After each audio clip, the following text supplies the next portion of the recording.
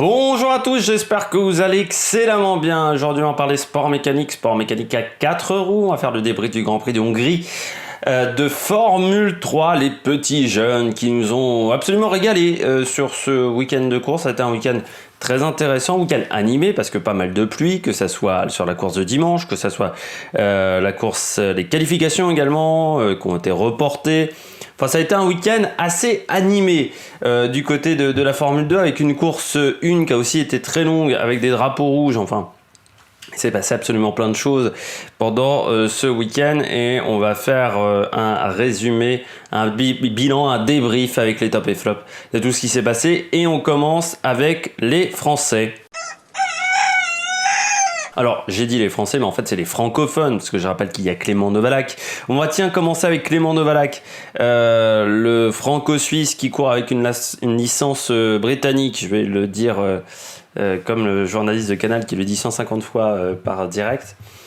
Du côté de Clément Novalak, encore une fois, difficile en qualification, mais c'est un peu récurrent chez Clément Novalak. Depuis le début de saison, en qualification, c'est pas la folie. Là, il s'empare du 26e temps simplement. Des qualifications qui étaient aussi dans des conditions qui n'étaient pas faciles. Ça s'est déroulé très tardivement. Ça s'est déroulé à 19h, alors que les qualifs devaient avoir lieu à 14h. Mais il pleuvait tellement à 14h que c'était impossible. Enfin, impossible, selon la direction de course, de faire des qualifications. C'était roulable pour moi. Enfin, quand je voyais de l'extérieur. Après, je suis pas pilote, mais pour moi, c'était roulable. Après, on n'aime plus courir sous la pluie. Et ça se fait dès le plus jeune âge. Du côté de Novalak, une qualification de cassée moyenne. Par contre, en course après, magnifique remontée en course 1 où il a repris 17 positions. Il finit 9e. Vraiment une très très belle course 1 où il a montré l'étendue de son talent. Il a fait de très beaux dépassements. Il y en a eu un sur Max Futrell. Un autre, je sais plus si c'était Fraga. Ou Schumacher. Mais il a vraiment été très performant. En course 2, par contre, un peu plus difficile. Il partait en première ligne et il ne finit pas dans les points. Un vrai problème de rythme. Il s'est énormément plaint de son train arrière. Je pense qu'il a un peu trop tapé dans les pneus. Faut savoir que le circuit du Hungaroring, c'est un circuit où quand vous êtes en surchauffe en termes de pneus, vous ne pouvez plus changer la donne. C'est-à-dire que c'est un circuit où c'est impossible, vu le nombre de virages, de refroidir les pneus. Donc une fois que c'est surchauffé, c'est trop tard. Et du côté de Novalak, ça a été, je pense, le problème. Après le safety car, surtout, il a perdu énormément de positions après la période de safety car. Et il finit très très loin parce qu'il finit quand même juste devant David Schumacher quand même. Donc parmi les débutants c'est important. Il finit quand même devant Zandelli, mais il finit derrière Enzo Fittipaldi, derrière Fernandez, Bolliard, alors que on semblait qu'il avait un rythme bien meilleur que ces pilotes-là. Donc c'est un petit peu décevant. Il n'a pas été aidé non plus par le dernier safety car aussi. Novalak, mais voilà, une petite déception du côté du résultat final. On continue avec du côté des Français, l'excellent Pourchaire, l'excellent pilote français Théo Pourchaire qui a remporté une deuxième course cette saison après s'être qualifié magnifiquement bien avec une troisième position. Il était déjà très rapide en essai libre, je crois qu'il avait pris le 5e temps et puis après en course, il a été un petit peu intouchable en course 1, c'est-à-dire que il était dans un autre monde, notre ami Théo Pourchaire, bien aidé par le contact de Vesti aussi, par Sargent qui nous a fait une attaque un petit peu suicidaire au premier virage, mais non, il prend déjà encore un excellent départ, comme je l'avais signifié lors de sa dernière victoire. Il a pris un très bon départ. Quasiment pas de patinage, donc ça lui permet de rester vraiment dans le groupe de tête par rapport à d'autres pilotes qui étaient un peu plus en difficulté, surtout qu'il avait la chance, en partant 3e, d'être du bon côté sur la grille de départ, d'être du côté, on va dire, le plus gommé, ce qui est toujours important sur le Hungaroring. Et puis ensuite, il s'est envolé. Il s'est envolé tout simplement avec 11 secondes 920 d'avance. Mais voilà, impossible de revenir sur lui. C'est-à-dire qu'on voyait tous les autres pilotes tenter, forcer énormément. Mais il est resté en tête très facilement. Et voilà, super week-end. En course 2, il partait loin sur la grille. Il a eu du mal sur les premiers tours de course. peut-être pas assez incisif. Et puis il s'est mis un petit peu dans le rythme, il est remonté, il a gagné des positions, il a attaqué, c'est Smoldiar je crois ou Fernandez, je sais plus lequel des deux, où il a attaqué en étant autoritaire sur son équipier. Qui pourtant est un peu plus âgé que lui, parce que lui c'est l'un des plus jeunes avec Nannini de la catégorie. Et puis derrière, il avait quand même un peu moins de rythme que les pilotes devant. Le safety car l'a pas mal aidé aussi. Dans ce cas-là, la dernière période de safety car, mais il a vraiment fait une excellente course et il se retrouve deuxième du championnat, certes avec un petit peu de points de retard sur Piastri, mais ça devient un prétendant, au moins un prétendant au titre de débutant de l'année, mais pourquoi pas mieux pour Théo Pourchaire après cette magnifique course. On passe au pilote au top et on passe à notre ami Oscar Piastri, l'Australien. Encore un bon week-end pour Piastri. Il fait pas vraiment d'étincelles, mais il est régulier. Et dans cette catégorie-là, c'est souvent les pilotes les plus réguliers qui remportent le championnat. C'est rarement le pilote qui gagne le plus de courses qui remporte le championnat en F3 GP3. À part Schwarzman l'année dernière, mais qui avait un peu dominé quand même le championnat. Ocon, par exemple, quand il était face à Giotto avait gagné plus de courses qu'Ocon, mais Ocon avait été régulier tout le temps. C'est un championnat, il faut être extrêmement régulier, et Piastri l'a bien compris. Pilote qui connaît déjà comment gérer un championnat, parce que je rappelle qu'il a été champion en Eurocup Formule Renault l'année dernière. Qualif intéressante, même si c'était le pilote Prema le moins rapide, il était quand même 6ème sur la grille de départ, ce qui est pas mal. Et puis après en course 1, il a profité des incidents entre Vesti, Sargent, de la petite guerre entre ses équipiers. Ce qui fait que il se retrouve facilement deuxième. Après, on a bien compris qu'il n'avait pas le rythme pour chercher les pilotes devant. Il avait vraiment pas le rythme pour aller chercher Pourchaire, parce que Pourchaire était vraiment dans un seul au monde à ce niveau-là. Et puis en course 2, pas mal aussi de la carte de Oscar Piastri qui finit deuxième. Belle remontée, surtout d'Oscar Piastri. C'est-à-dire, je m'étais un peu plaint que ça soit au Red Bull Ring, sur les deux courses du Red Bull Ring, où j'avais dit à chaque fois en course 2, Piastri, c'est bien en course 1, mais en course 2, il fait pas énormément d'efforts, il prend peu de risques. Et j'avais dit, c'est pas en finissant 8ème ou 9ème d'une course 2 qu'on devient champion de F3. Et bien là, il nous a montré de l'attaque, il nous a montré de l'offensif, il a fait un dépassement sur Verschoor assez osé, mais il a été plutôt très performant. À Hauger également, il dépasse à Hauger. Enfin, vraiment, il a fait une très très bonne course, une très belle remontée, il finit deuxième, mais vraiment juste derrière de David Beckman. Et vraiment un bon week-end de course pour Piastri. Il faut souligner encore des pilotes sont offensifs, et il faudra qu'ils poursuivent dans ces courses de cette manière, qu'ils n'attendent pas qu'il pleuve ou que les conditions soient un peu difficiles pour tenter des remontées et de tenter de faire des dépassements. On continue avec David Beckman dans les pilotes au top. David Beckman, il est passé à ça de la correctionnelle, vraiment. Très mauvaise qualification pour Beckman. Il se qualifie 14e avec un rythme très moyen. Une seconde 7 de la pole de Smoldiar. Donc vraiment pas exceptionnel. Par contre, en course 1, il fait ce qu'il faut pour se retrouver en pole position. C'est-à-dire qu'il finit 10e sans avoir un rythme phénoménal. Mais il fait ce qu'il faut pour prendre cette 10e place. Il dépasse Max Futrell. Mais il se fait dépasser par Novalak à un moment. Mais tu sentais qu'il n'avait pas un rythme formidable, Beckman, surtout le week-end de course. Et puis après, en course 2, en partant de la pole position, c'est quand même un avantage. Et puis on s'aperçoit quand même que c'est un pilote qui aime la pluie, qui aime les conditions difficiles, parce que là, il nous a fait une course assez formidable, Beckman, où il a vraiment senti le danger, je pense, un peu mieux que tout le monde. Il l'avait déjà montré lors du Grand Prix de Styrie, lors de la première course, où il avait été assez excellent sous la pluie. Là encore, dans des conditions grasses, il a réussi à s'en sortir. Une belle victoire de David Beckman devant Piastri. Donc il limite la casse. Et c'est important quand vous êtes en difficulté, comme l'a été David Beckman ce week-end, de réussir à marquer des points et de réussir à gagner en course 2.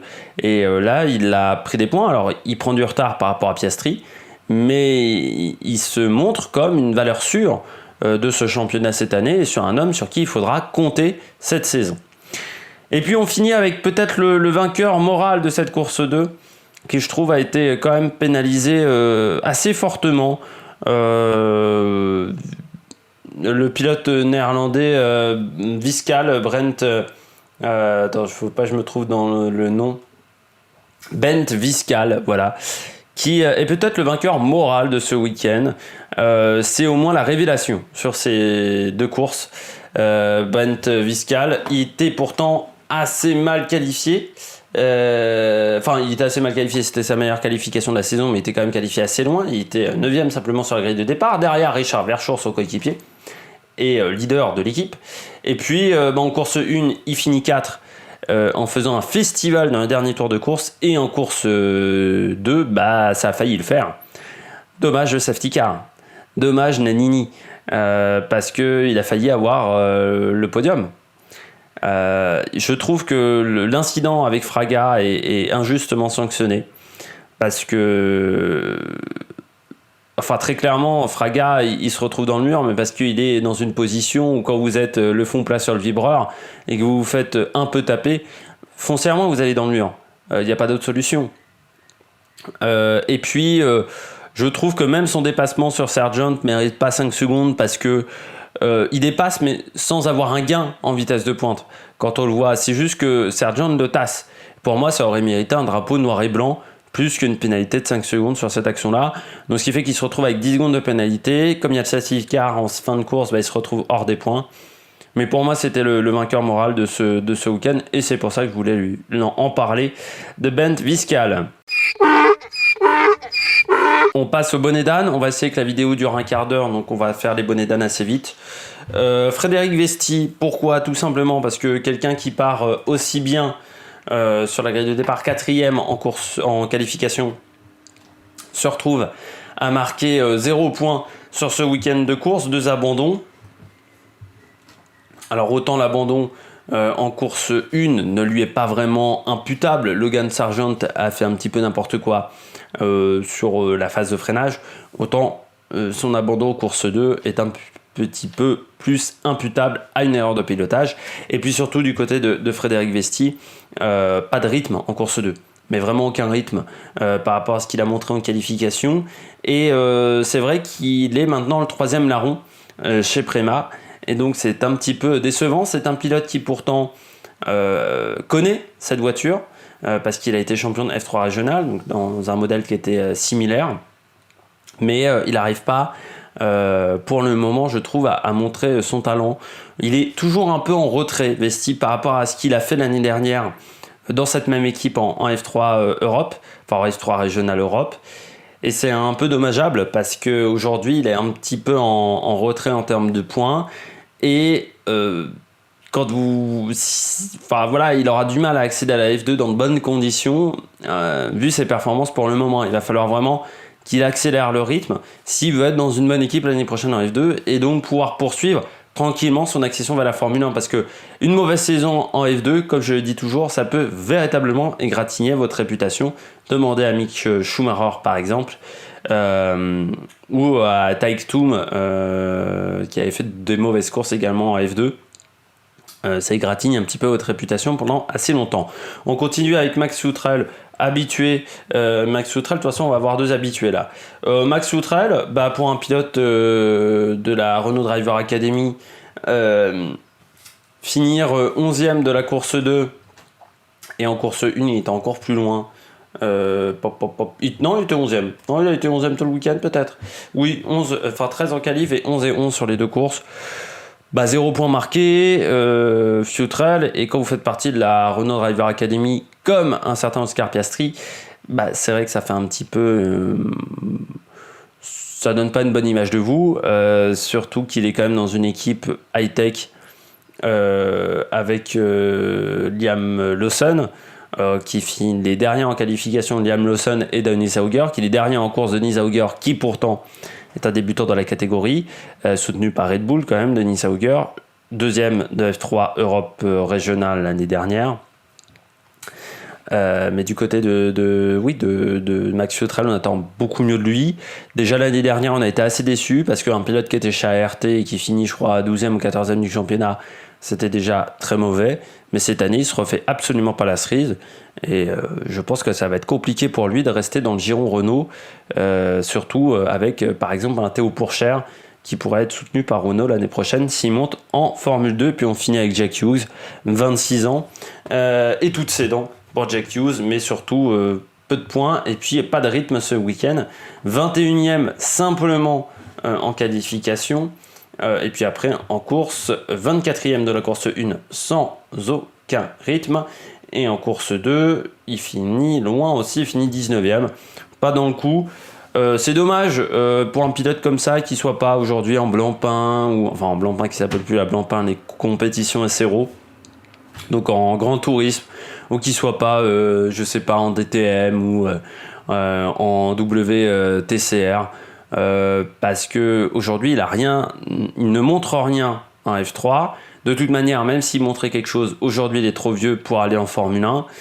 Et à part égratigner sa réputation, je ne sais pas ce que ça lui apporte d'être dans cette catégorie très clairement en pilote britannique. Donc je trouve ça un peu dommage pour Jack Hughes. Et c'est pour ça que je le mets encore en flop, parce que j'aime bien mettre des noms connus en flop, et que Jack Hughes c'est quand même un nom avec une petite renommée dans cette catégorie F3. Eh bien c'est maintenant l'heure de passer au classement pilote pour cette fin de la vidéo. Je vous l'affiche tout de suite à l'écran. On commence avec Oscar Piastri en tête du championnat avec 76 points, et la régularité paye. Les belles performances payent également pour le pilote australien, parce qu'il a 26 points d'avance sur son équipe Logan Sargent. Théo Pourchaire est 3e du championnat, j'ai dit une bêtise tout à l'heure, avec 2 points de retard sur Sargent, mais il remonte fort. On retrouve ensuite Beckman, Richard Verschoor qui est régulier, aussi le pilote néerlandais, 45 points. Ensuite Frédéric Vesti et Rim Zandelli.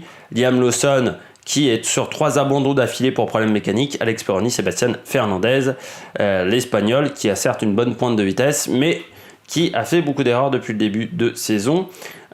Pour retrouver Clément Novalak, il faut aller à la 14e place avec 13 points pour le franco-suisse à licence britannique.